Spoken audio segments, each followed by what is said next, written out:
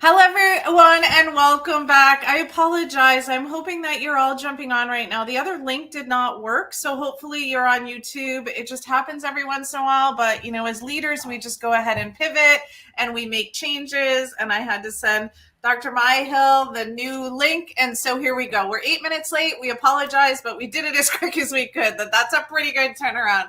So I'm just so grateful for you to be here on the live online doc show and Health Mastery for Leaders, because the truth is that if you're here, you're probably struggling with a sugar challenge, whether it's a sugar addiction. I've been doing the 5-day challenge this week, and it has been amazing. It's been amazing in learning, and there's so many questions that people are asking.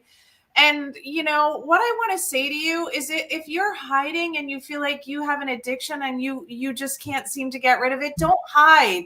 People like myself and Dr. Myhill are here to support you. We're here to teach you, to educate you, and actually guide you in your healing, because at the end of the day, my goal is to heal chronic disease in our world. And it's just so empowering when you make these small habits and when you show up for yourself. So here's another example. You're showing up because Dr. Myhill is here to talk about chronic fatigue, possible MC. We'll see kind of how our toggle back and forth goes. So let's just take a minute and welcome you. Thank you so much for tuning in all the way from Europe. My absolute pleasure. So let me just give you an overview of Dr. Myhill. She has worked full-time in NHS, an independent medical practice, since 1981. She has a huge heart and a special interest in chronic fatigue syndrome and ME, and has written 3, not just 1, not just 2, but 3 original scientific papers on the role of mitochondria in this disease, as well as being an author of multiple prize-winning books. Are you all saying, what's mitochondria? I'll sum it up and she can go deeper, but it's basically the powerhouse and the ATP of every single cell in your body. So when it's tired, you can become tired. When it's inflamed, you can be inflamed. Sugar can attach to it. So we'll let her go deep into that. But the emphasis of these books is to allow patients to work through these causes of their symptoms so they are on their own unique pathway to recovery. How many of you hear me say all the time, even around sugar, it's your game, your path, your journey. It's nobody else's. And when you show up for yourself and you lead your life as you all do, this is how you get better. So as she puts it, I like to give people the rules of the game and the tools of the trade to restore your fitness and vitality. So we are going to just dive right in, connect back and forth. We're going to talk about sugar and the mechanisms of inflammation and what that looks like. So I'm going to let you hear from her right now, and let's go. Well, sugar, is one of the most pernicious and addictive substances available to humankind today. And I see people going through life on a ladder of addiction, which often starts off as a child with sugar and dairy products and caffeine, and then moves on to alcohol and nicotine and maybe heroin and ecstasy and drugs like that. And people, go up this ladder of addiction, as I call it, and often much of the abuse occurs in teenagers. And then they realize that they're addicts, and they start to come back down that ladder simply by substituting one addiction for the other. And the first addiction and the last addiction and the most pernicious is sugar. And it's not generally appreciated that is the case. And it's not appreciated the case because everybody does it. It's very cheap. It's very available. It's totally socially acceptable. And we get hooked on it very easily because in the short term, it gives you a little hit of energy and has a slightly calming effect on you. Yes. But in the medium and long term, it has a disastrous effect on energy levels, well-being, inflammation, and much more. So, and I always think with my patients, if they can appreciate the addictive nature of sugar and fast carbs and processed foods, because they all work by the same mechanism, once they appreciate the addictive nature of it and treat it as an addiction, that very much helps them to avoid it. Because believe you me, I'm an addict. I know, my parents both died of alcohol-related diseases. I know I could happily be an addict. I just about have the willpower to say no to the first mouthful, but not the second, the third, and the fourth. So that's why sugar has no part in my life, because I know I will simply get addicted, and therein lies the rub. So think of it as an addiction, and that helps you to say no. Absolutely. And no, it's like, no, like, I love what you just said, because I'm the same way. I completely remove sugar and alcohol from my diet. My family has a history of alcoholism. It's not immediate in my parents, but I know there's this addictive behavior. Like, I would get rid of it. And those of you that are on know this about me. I've shared it. It's not a secret. I would start back into it. And I would like justify, like, it's organic chocolate, it's organic milk chocolate, it's organic dark chocolate. And before I knew it, it's like, I can have this, I can have this. And then you're just like head in, and you're so right. And sometimes the most intelligent people come up with the most intelligent rationalizations. One I heard recently is an old boy. I was trying to get off his sugar, and he stopped and thought for a bit. And he said, well, I lived through the war. And of course, during the war, there was rationing. There were no sugars, there were no carbohydrates, there's no processed foods. He said, I lived through the war. He said, you might be able to take the boy out of the war, but you can't take the war out of the man. And that was his rationalization of having sugar. I was deprived in the 1940s, so I'm going to make up for it now. Yeah, so good. Because like, it's so interesting, Dr. Myhill, because I've been talking about this on my 5-day challenge, which started Monday. And those of you that are on, like, I started all around mindset and addiction, and how serotonin and dopamine, and how we get a hit and then we get a drop off. And not only that, but we give up on our nutrition because it seems too hard, because we don't surround ourselves with the people that are going to support us. And like that story that she just shared is 100%. We play this mind game, and we get out of our own leadership of our life, and we step into this energy, and we don't forgive ourselves. Instead of being like, okay, I didn't want to eat sugar, I had sugar, I messed up. So then, like, the next meal or the next day, just get back on track. But let's circle, because my audience hears from me all the time around this. Let's circle around to your amazing knowledge around chronic fatigue. You mentioned mitochondria in there. Can you like talk about how sugar really is inflamed, how it affects mitochondria, and how we end up with like chronic illness and chronic disease and fatigue? Okay. Of course, chronic fatigue syndrome is not a diagnosis, it's a clinical picture. And we have to ask the question, why? And the analogy that I like to use for my patients is the car analogy. So for me to have lots of energy, I've got to have the right fuel in the tank, and that's all about diet and gut function. I've got to breathe correctly, that's all about oxygen delivery to mitochondria. And then I need my mitochondrial engine to be functioning well, and that engine takes fuel from the bloodstream, oxygen from the bloodstream, and burns it in order to produce energy. And then, as I say, we need the thyroid accelerator pedal and the adrenal gearbox. That's the overall view. Now, the problem with using sugar as an energy source is that when that passes through mitochondria, it generates a lot of free radicals, and free radicals drive inflammation. It's also increases the friction in the system, as I call it. So you might get the biochemical friction, that is. So you might get a short burst, but the upshot is then the mitochondria go slower. So, and that, of course, underpins the addictive nature of sugar, because the addictive nature of all substances is to give you a short-term hit, which might be for alcohol or nicotine, a relaxation thing, or for caffeine or chocolate or cocaine, a hit to give you more energy. But you can't, as we all know, you can't have an upper without a downer. And you then get the downer. And when you get the downer, of course, the addict knows if they go to their addiction, they can relieve those symptoms. And so the whole thing is perpetuated. Now, we have to remember that addiction was actually a vital evolutionary tool for primitive women. And the reason for that is food was scarce, but there was an abundance in the autumn. In the autumn, we had a windfall of fruit, of nuts, of seeds, of pulses, of root vegetables, and so on.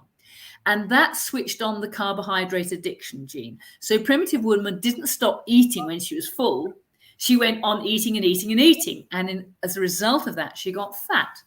Now, of course, being fat is survival value for the winter. It's an insulating layer, and of course, it's a food source. So for the addiction gene to be switched on over the thousands of years, hundreds of thousands of years of our evolution, is a very helpful survival tool. But of course, it a primitive woman gave up carbohydrates because she had no choice. She ran out of them. Winter came along. But of course, now we do have a choice. Those foods are available to us all year round. That carbohydrate addiction gene is never switched off, and people go on eating carbohydrates in this addictive way. And that is what is driving our epidemics of obesity, diabetes, heart, cancer, dementia, you name it. Sugar is implicated in all these conditions. And we're justifying the sugar use, and we're putting it in everything. Like last night, I talked about all the different names of sugars. Indeed, and fruit sugar is one of the most pernicious. Fructose is actually more pernicious than the white stuff, and of course that is a product of corn syrup, and it also comes from fruit. And the reason it's so pernicious is because it inhibits the enzyme that breaks down glycogen in our liver and our muscles. Now, I've jumped ahead of myself, but just to explain what that means. When we eat a food, whatever that food may be, any carbohydrate, we get a tsunami of sugar pouring from the gut to the liver via the portal vein where it's processed. Now, the liver does a magnificent job to prevent that sugar getting into our bloodstream. Too much sugar in the bloodstream, we know, is very damaging. It has in the liver what I call a glycogen sponge, which is a way of mopping up that excess sugar that comes through from the gut. Now, for that glycogen sponge to mop up that sugar, it's got to be emptied in the first place. And to empty the glycogen sponge, we need an enzyme, glycogen phosphorylase. But fructose inhibits that enzyme. And therefore, we can't access the sugar in our glycogen sponge. And so that fructose pours straight into the bloodstream where it is so damaging. So, many of my patients in the early days would say, oh, I've given up sugar, isn't that good? But I see they become fruitaholics. They're drinking, fruit juice, lots of fruit. Oh, it's healthy to have fruit, isn't it? It's part of my 5 a day. But actually, fructose is more pernicious than glucose, and that too should be avoided. We can't avoid all of it. I mean, we can't do a sugar-free diet, and actually, a certain amount of sugar is essential to the metabolism. But those sugars need to come from what I call a slow release carbohydrate, pulses, potatoes that have been cooked, allowed to cool, and then maybe fried in fat to give slow release carbohydrates. Because the interesting thing about the addictive element, it's not the total amount of sugar you consume, the total amount of alcohol, the total amount of nicotine. It's the rate of change that gives the addictive hit. So the reason why heroin addicts, inject it intravenously is because they get such a hit to the brain, and that's what appeals. Same with nicotine. Nicotine is inhaled, absorbed in the lungs. Within seconds, it's in the heart. Within seconds, it's in the brain, and that gives the addictive hit. So what gives the particular addictive hit of sugar is the rate at which the blood sugar comes up. And if it comes up very quickly, then that's a better addictive hit. And that's why people will often gobble their food, want something sweet, a highly refined sugar that's very rapidly digested in order to get that addictive hit. So that gives you another clue that you're dealing with an addict. Yes, I will have my supper tonight, but I'll probably have a bowl of olives first, and then maybe some soup, and then yes, I will have a potato. But by the time the potatoes got into my stomach and been mixed with the other food and slowly absorbed, my blood sugar might come up very, very slowly indeed. That's not an addictive hit. The body can perfectly well deal with that. And of course, some sugar is an essential for our biochemistry. We cannot manage without sugar. Sugar is the raw material from which we make the 5-carbon sugar D-ribose, from which we make ATP, from which we make RNA, from which we make DNA. And indeed, the liver uses sugar in order to detoxify toxins. It's called the glucuronidation pathway. So yes, sugar is an essential. Now, don't use this for a rationalization to dive out and have a choc bar. We only need very modest amount, and we can get those easily from vegetables, nuts, seeds, and the like. So good, because I love how you just went through the biochemistry of it. I hopefully nobody lost us. If they have questions, just let us know in the chat.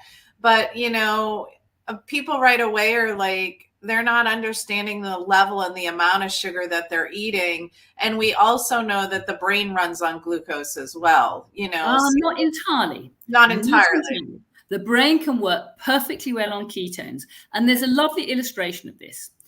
Two Arctic explorers, Ranulph Fiennes and Mike Stroud, decided to walk across the Antarctic unaided via the South Pole. So they had to carry with them or tow all the supplies that they needed to fuel that journey of about 700 miles. You know, it was a huge challenge. Yeah. And of course, the most energy dense fuels are fat. Yeah. So they put lots of butter, coconut oil, all those things in order to fuel their progress. Now, Mike Stroud's a doctor, and he took blood tests regularly just to see how their metabolism adjusted. And what was so fascinating is they did the whole thing in ketosis. And on occasions, the blood sugars, now normal blood sugar should be between 4 and 5 and 6 maybe, their blood sugars fell below 1 millimole per litre. Now, any doctor would tell you, oh, that you're going to black out on that, the brain can't work at all. But they had no symptoms whatsoever. Mm-hmm. You can perfectly well fuel the brain on ketones, and that is a very desirable fuel for the brain. In fact, Dale Bredesen, neurologist, California, he did a study where he reversed 9 out of 10 cases of dementia with a ketogenic diet, cutting out all the sugars and carbohydrates, so those patients ran on ketone. They reversed their dementia. Why? Because the preferred fuel of mitochondria are ketones. Mitochondria prefer to run on ketones. They run much more efficiently with fewer free radicals. The ketones can get into the brain very easily, and the brain can function perfectly well.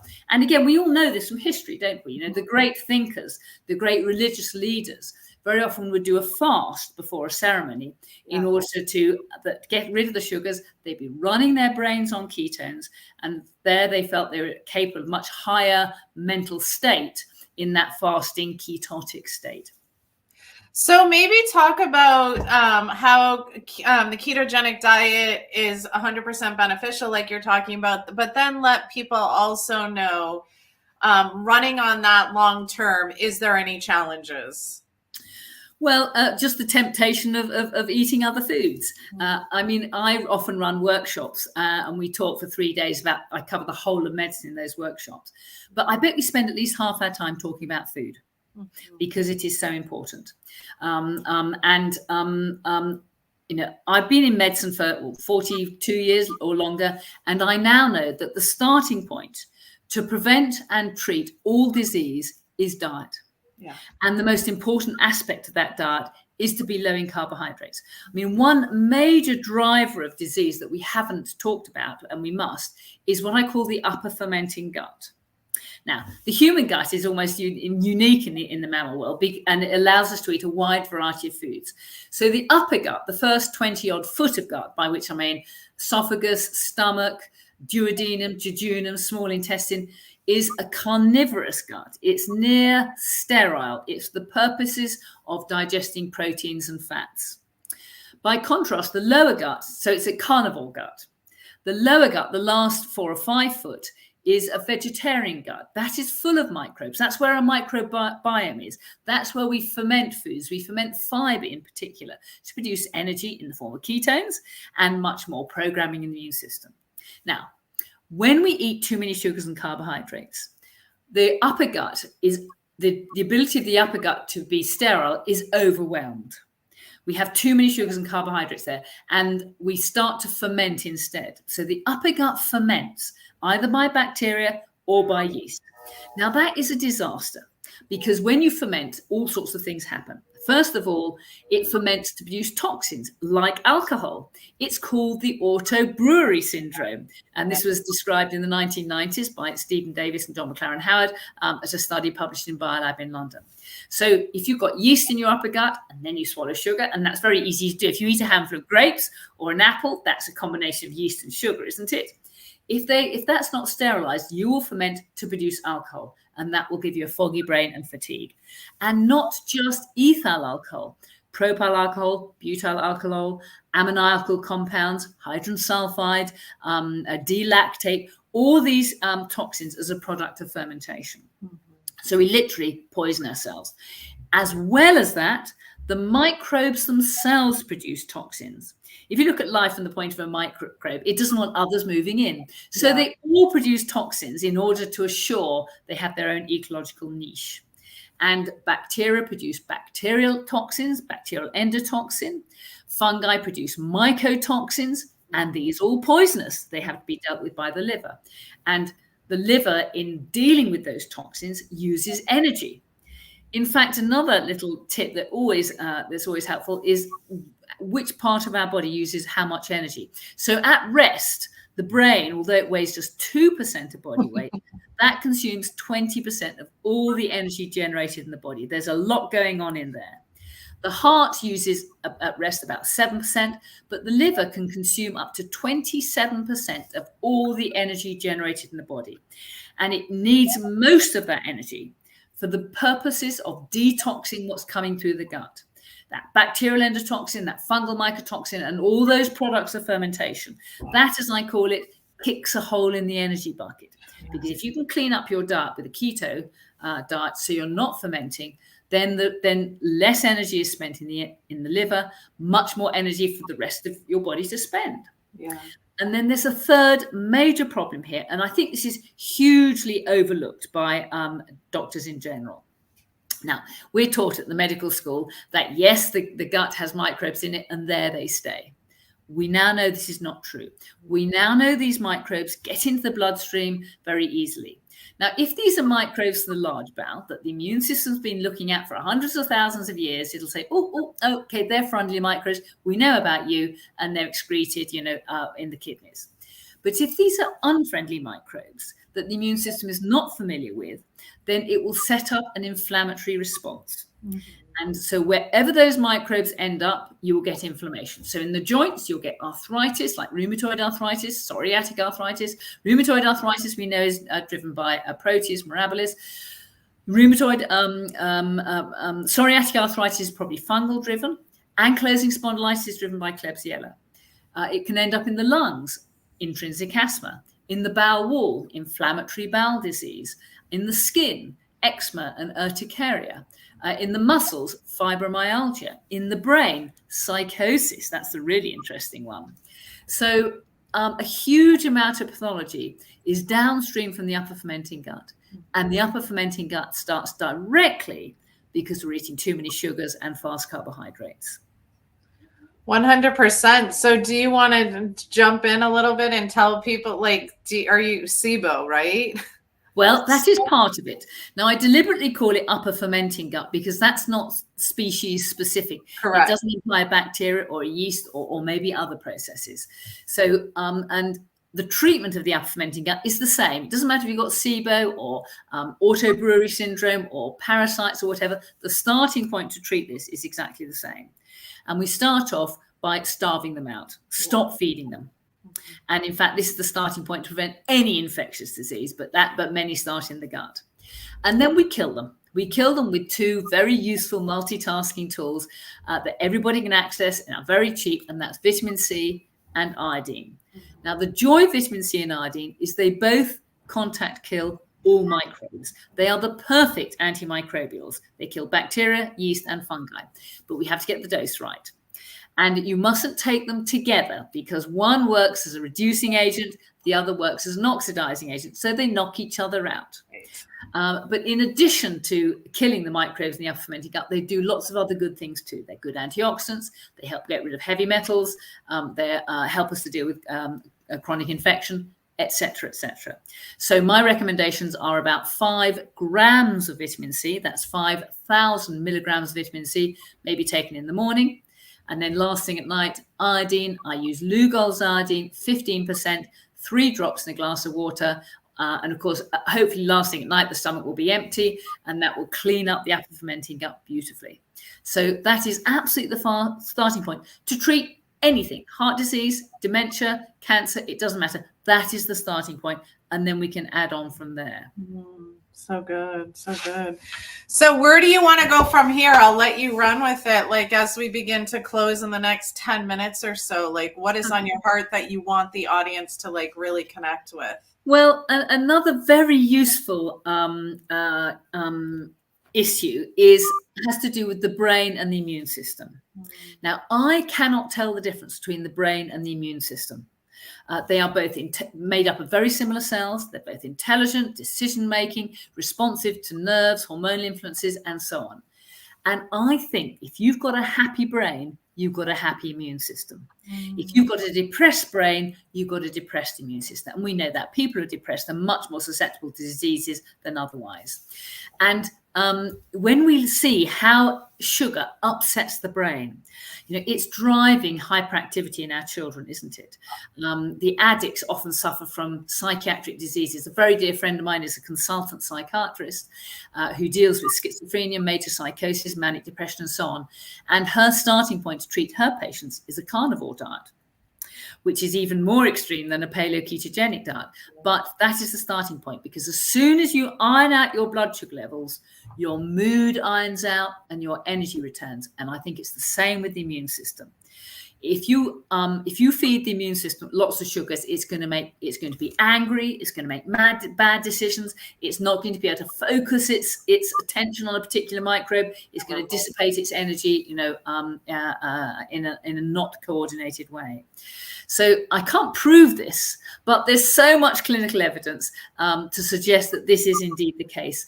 And it's it's another useful way that people can persuade themselves to empower themselves to get off sugar and processed foods in order to improve their health. And of course, sugar, let's face it, is sticky stuff. In order to assess how well somebody's stuck to their diet, a useful test is a glycosylated hemoglobin. Yeah. It's a measure of how much sugar is stuck onto hemoglobin. And obviously we want that to be the lower it is, the better. But it's not just hemoglobin that sugar sticks onto. It sticks onto the lining of arteries and damages them. It sticks on cells and drives cancer. We know the difference between cancer cells and normal cells is cancer cells can only run on sugar and glutamine, an amino acid, whereas normal cells run happily on ketones. It sticks to brain proteins, and it may well be that it's driving prion disease. We don't know that, but we know that dementia is now being called type 3 diabetes. It's a sugar disorder of the brain. Now, I don't know what I'm going to die from, but I can tell you something. It ain't going to be dementia. I think I'm losing it. I should go and shoot myself. I do not want my brain is my most precious asset, and I'm sure yours is the same. Yeah. And most people, another major motivation is that sugar is a major disruptor of sleep. Because if your blood sugar's up and down and up and down, every time the blood sugar goes up, you pour out insulin in order to bring it down. And then as the blood sugar drops, you pour out adrenaline. And this disturbs sleep hugely. Mm-hmm. So, we are a species of addicts. We are an addictive type species. But as soon as you get off sugar addiction, so much improves. And once you have perceived that well-being, once you know what it feels like, you have to remember it and really not want to lose it. Now, of course, I'm no paragon of virtue. If I go to a party, then, of course, I'll have a couple of drinks, but I'm back on the wagon the next day. Mm-hmm. Because if I have a couple of glasses of alcohol, I know I don't sleep so well that night. I know I'm not as sharp the next day. And that is very motivating to get back on the wagon again. Yeah, two things that Dr. Myhill said is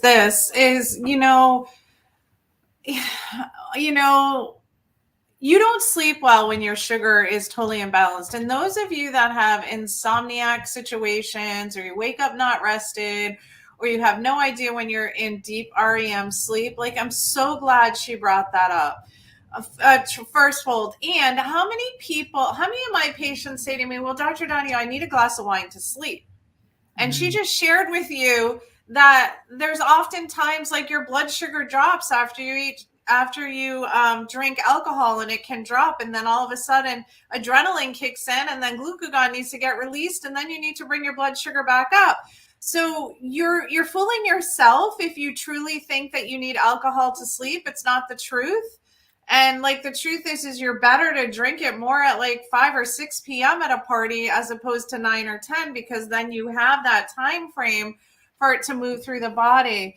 And before we close, one of my passions that everybody knows that's listening to me, who follows me, is why is it so difficult that people don't want to change their nutrition? And I want to tell all of you that I had a heart-to-heart with a chiropractor and another medical doctor recently, and they just don't even want to delve into diet with patients because it's so emotionally, like we as practitioners, like myself and Dr. Myhill, we're taking this like food from you that's comfort food. You have to understand, and I'm saying this with a really loud voice, we are not taking anything from you. We want you to heal, and we understand the processes of what food does to the body and how food can be our baseline and our nutrition and our foundation. However, there's other things that we actually need with the vitamins and the minerals and the nutrients. So as we close, maybe speak a little bit about that, because being in Europe, like, is it just as difficult there? Because I know practitioners are like, I just can't talk about food anymore because they just don't change, and then they're always going to be sick.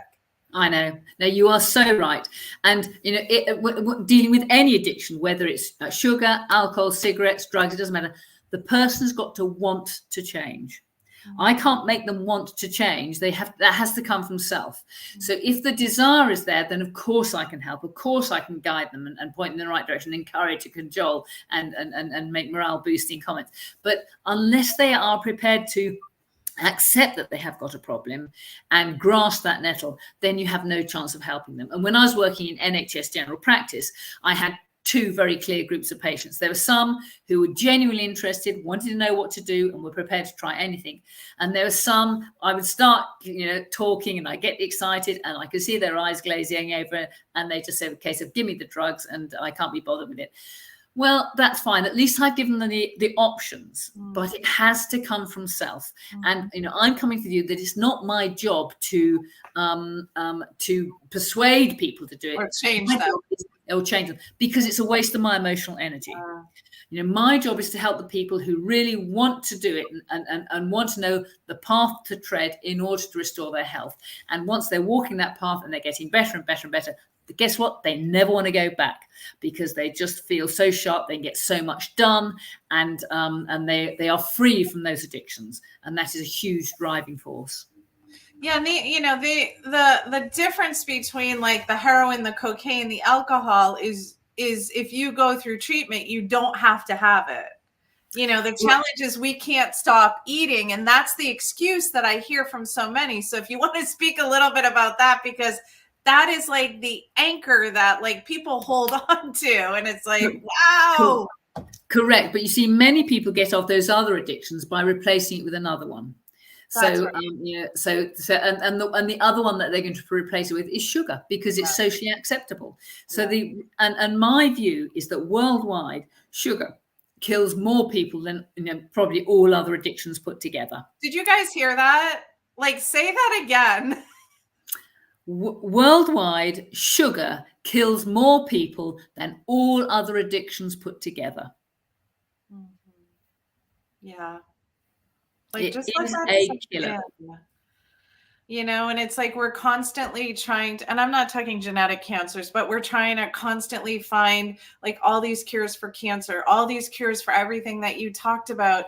And the truth of the matter is, like, we're coming here from like a true heart that if you don't change your diet, we could give you something that will like help suffice it right now, but it's not going to take you, meaning a drug or a pharmaceutical.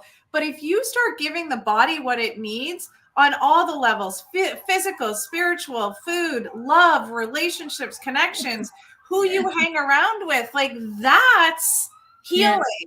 Yes, exactly. I mean, President Nixon declared a war on cancer in the 1970s, and that war on cancer has failed completely. There are more people getting cancer and more people dying from it than ever before, and this is all sugar driven. Yeah, it's just like the more that you're able to get off sugar and the more that you can really like take these baby steps, join the 5-day challenge with us, reach out to Dr. Myhill, because the truth is that we are here to see you heal. Like, God did not sign us up to be a physician to argue with you, to show you the wrong way, but we want you, like, I have a huge heart. We want you to heal. This is my addiction. This is my addiction. Lots of love, lots of walks, lots of kisses. That's correct. Like, find what works for you. And if something isn't working for you, reach out to us. Like, we want to hear from you. I know, I'm pretty sure you're not in clinical practice, but is that correct? Yeah. Oh, no, I'm in clinical You practice. are in clinical. I'm sorry. So I was just going to say, I was pointing you to her books and things and the papers that she's written. And, she's trying to get the message in the world out in Europe. And the other piece is you have all heard me talk about, type 3 diabetes as Alzheimer's. Europe started talking about it way before we were allowed to talk about it. I think Dr. Mark Hyman was one of the first ones in the US that really kind of felt comfortable to start to talk about it. But the truth is that, she said, I don't want Alzheimer's. I don't want it either. I don't want cognitive decline. And we're teaching you all to have an amazing life at your peak performance with all the pieces that you heard today. And as she mentioned, like, your body can run more on ketones than it can on glucose, on sugar. So any closing remarks before we close? And then if anybody has questions that are live, drop it in the chat. But do you have any closing comments before we? Well, the thing that I always say in my books, in my lectures, in my talks about it is just do it. Don't think too hard about it. Just do it, because just the thinking about it is often worse than the just doing it. And feel the benefits yourself. Don't try and think, am I going to be? Just do it. Yeah, because the mind is a powerful tool. You'll start to manipulate and adjust with your mind, and you'll start to create these excuses as to why. Just like I did with chocolate. And I'm like, I just can't do this anymore. Like, it's a roller coaster ride. I find chocolate and caffeine disturbs my sleep so much. I just don't have any of it anymore. And I just sleep so much better in consequence. Yeah, so true. And that's one thing I always tell because I train doctors and therapists. I say, if you're going to be able to teach your patients well, you've got to do it yourself. If you can't walk the walk, you can't expect your patients to do it. And then you feel these things, firsthand yourself. And then that makes you so much more persuasive in getting people to walk that walk with you. Yes, 100%. And you want to be around people like Dr. Myhill and myself that are actually walking the talk. You all know I walk the talk. I teach you how to eat. I teach you what makes sense, but you get to figure out what is with your body. And then if you're clinically diagnosed, that's a whole other sort of conversation that you get to have with your licensed practitioner to figure out what makes sense for healing. But always think about food as your medicine first. Like, that goes way back. Let food be your medicine and medicine be your food until the body becomes weakened. So I'm sending you all so much love. Dr. Myhill, thank you for stepping on, and thank you everyone for your patience. I'm sorry the link didn't work in the beginning, but here we are. We pivoted quick, we pivoted fast, and we still got to hear her amazing heart. So thank you for showing up all the way from Europe for us, and I hope you all have an amazing day. My pleasure. Thank you. You're a very good interview. You ask all the right questions. Thanks.